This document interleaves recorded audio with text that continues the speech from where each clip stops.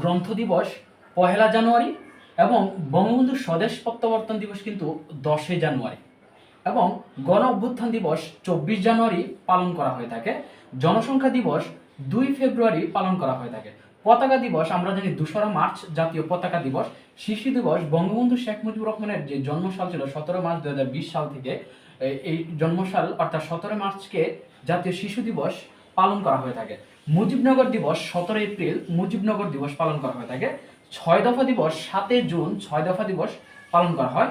জ্বালানি নিরাপত্তা দিবস কিন্তু 9 আগস্ট। জ্বালানি নিরাপত্তা দিবস 9 আগস্ট। কন্যা শিশু দিবস 30 সেপ্টেম্বর জাতীয় কন্যা শিশু দিবস।